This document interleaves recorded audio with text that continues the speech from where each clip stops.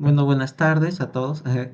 Esto es más que nada para explicar un poco cómo va el tercer caso de esta semana, caso número 3, hiperplasia suprarrenal congénita por mutación activadora.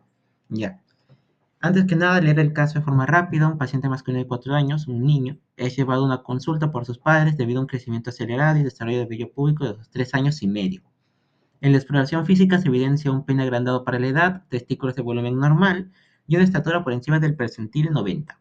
Los niveles de testosterona están elevados, pero los niveles de la hormona LH y FSH son bajitos. Ya. La primera parte se explica qué vía de señalización se encuentra afectada y cómo actuaría normalmente. Como tal, por el nombre, la misma enfermedad nos da ya el nombre. Hiperplasia suprarrenal congénita por mutación activadora. No es una hiperplasia suprarrenal por una enzima, que es como suele pasar. En este caso, hago una mutación en un receptor. Ahorita vamos a ver cómo funciona, pero para eso tengo que explicar cómo funciona la vía naturalmente cuando no se encuentra dañada. La glándula suprarrenal, que es la que se va a ver afectada en este caso, am, es la responsable de secretar hormonas tales como son am, el, el cortisol, los adrenocorticoides y la aldosterona. Así que, ¿cómo se va a dar esta liberación de esta hormona? Gracias a un eje que se tiene, es una comunicación neuroendocrina, como lo mencionó el profesor en la clase de hoy, la cual va a suceder en el cerebro. Esta imagen es un caso de liberación de cortisol, pero como la glándula suprarrenal, como ya expliqué, libera tanto cortisol como adrenocorticoides, se puede usar igual esta misma imagen. En este caso podemos ver cómo es que tras la respuesta de una respuesta exógena, pues va a empezar a darse todo lo que sería el eje hipotálamo, hipófisis, glándula suprarrenal.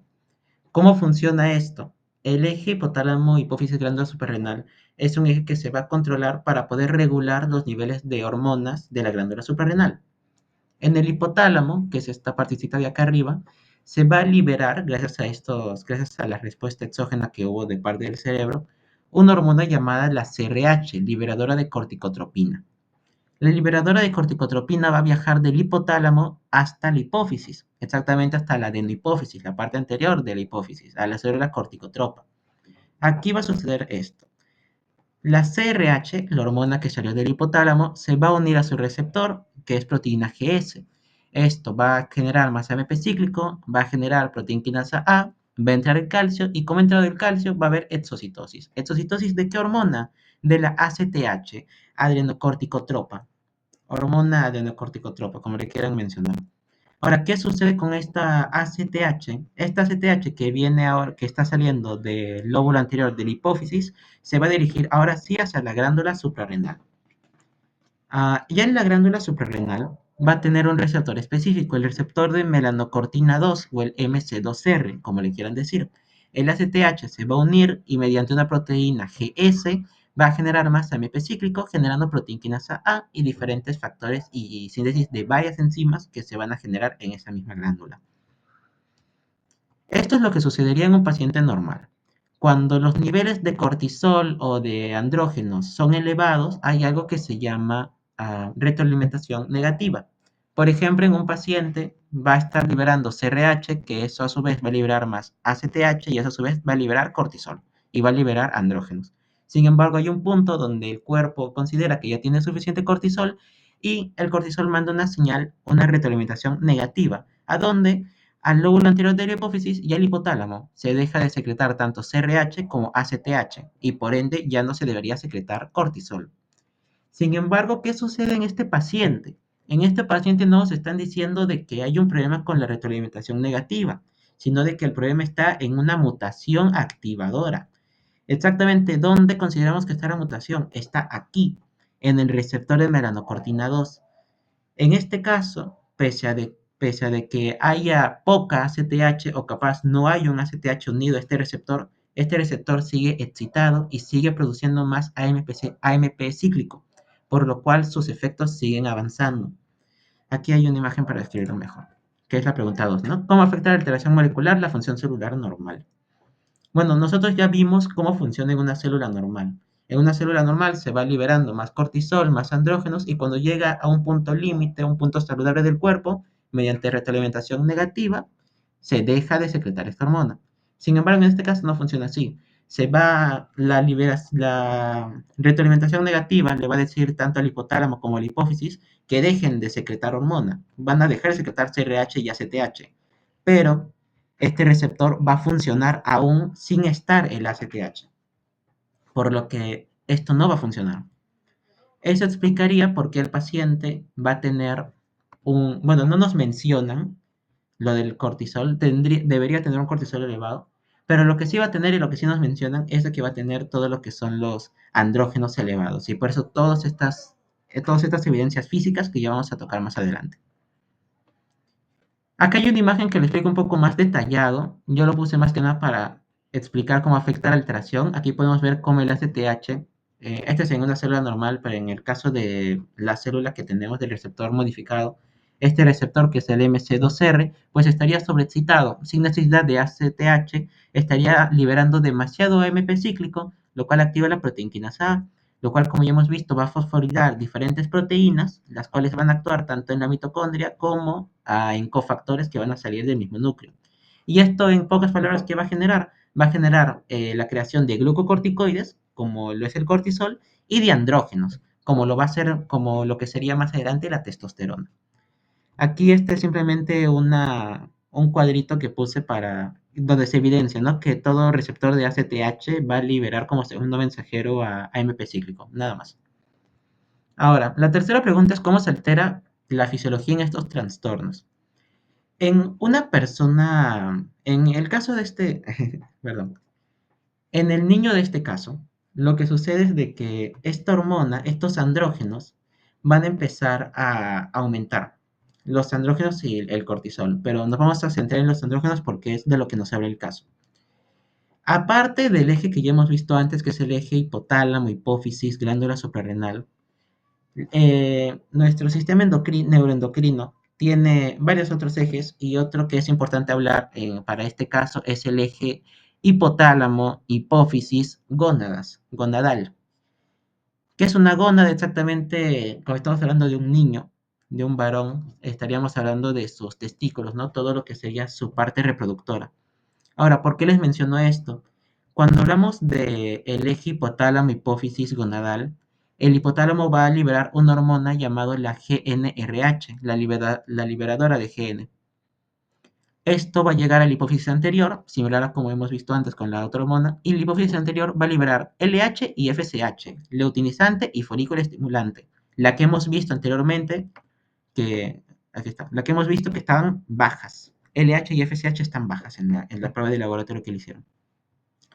La pregunta es por qué LH y FSH están bajas, si es que esto es toda una cosa completamente diferente, o sea, es otra hormona, es otro eje hipotálamo hipófisis, no se tiene por qué desarrollar con esto. Pero es que el LH, la hormona luteinizante, es la responsable de crear andrógenos. Es la responsable de crear andrógenos como la testosterona, como los estrógenos. Entonces, ¿cómo funciona esto? Entonces, sí, la glándula suprarrenal es capaz de crearte andrógenos. Como en esta célula el receptor está mal, la cantidad de andrógenos que van a salir van a ser un montón. Como van a haber un montón de andrógenos, como podemos ver en esta tabla, el mismo andrógeno, o sea, el mismo, en este caso sería, ¿cómo le decía el caso? La misma testosterona, perdón, la misma testosterona va a ser una retroalimentación negativa, como podemos ver acá, inhibiendo al hipotálamo de secretar más GnRH e inhibiendo a la hipófisis de liberar leutinizante y folículo estimulante.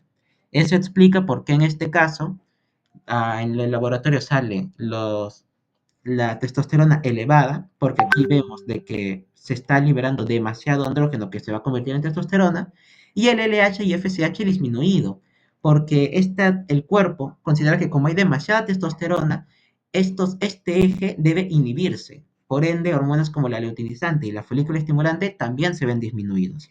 Por eso es de que esas dos hormonas se ven afectadas.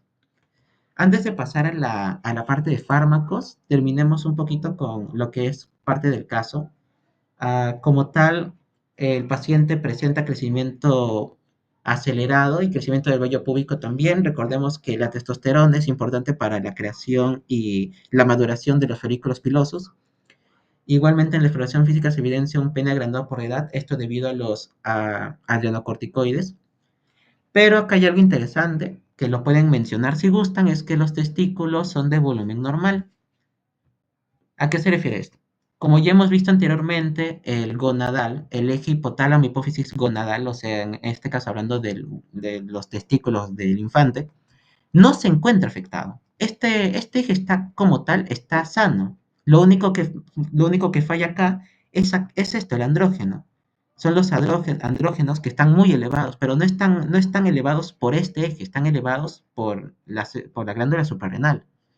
Por eso es de que, como tal, gracias a la gran cantidad de andrógenos, es que el pene del infante es más grande para la edad, pero sus testículos están normales, sus testículos son normales para su edad, porque este eje, el hipotálamo hipófisis gonadal, no está siendo afectado.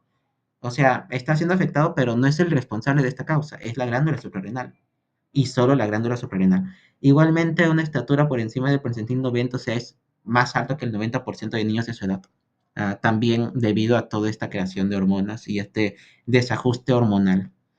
Y bueno, finalmente lo que ya expliqué, niveles de testosterona elevados por el mismo hecho de que estos andrógenos se van a convertir, ya que es un hombre, en testosterona, y de luteinizante y de folículo estimulante disminuidos, porque esta creación altísima de andrógenos que nos va a crear la suprarrenal va a hacer que en el eje hipotálamo hipófisis gonadal inhiba a la GnRH, a la LH y a la FSH. Ya para terminar, nos preguntan qué targets terapéuticos se pueden intervenir y cómo restaurarían la homeostasis. Ya. Recordemos que como tal no estamos hablando de un paciente que tiene una deficiencia enzimática, sino que su receptor está sobreexcitado. O sea, haya o no haya ACTH, se va a seguir generando toda la síntesis de cortisol y de andrógenos. Así que, ¿qué es lo que se puede dar a estos pacientes? En primera línea, como primera opción, se debería dar el ketoconazol. El ketoconazol, no se sientan intimidados, ¿no? Por todo esto. Es simple como tal. El ketoconazol va a inhibir exactamente las enzimas que van a convertir el colesterol en andrógenos. Van a inhibir la colesterol de molasa, el 17-alfa-hidroxilasa, que van a hacer imposible al colesterol, pues, pasar por esta ruta y convertirse en andrógeno. No se va a poder convertir en andrógenos. No sé si habrán escuchado por ahí el ketoconazol antes. Es un fungicida, o sea, como tal, su principal objetivo es matar hongos, pero se utiliza porque en altas dosis puede tener estos efectos antienzimáticos que afectan solamente a esta glándula suprarrenal. Por eso es de que el ketoconazol sería la mejor opción en este caso. Igualmente les he dejado la aminoglutetimida. Esta afecta directamente solo a la colesterol desmolasa y como afecta solo a esta, pues se va a ver tanto afectada la zona de minerocorticoides, que es la que hace el cortisol, y de los andrógenos, de glucocorticoides, quiero decir, que son lo que hacen el cortisol, y de los andrógenos, que es de como aquí vemos que sale la testosterona.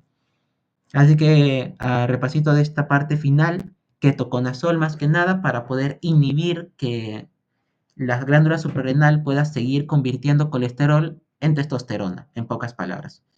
Y como una segunda opción, aminoglutetimida. He estado investigando, como tal ya no se recomienda porque tiene efectos tóxicos como tal, pero igual es una opción que es más que nada para tenerlo en cuenta. Y ya eso es todo. Igualmente, si hay alguna duda, por favor escríbanme por privado, ¿sí?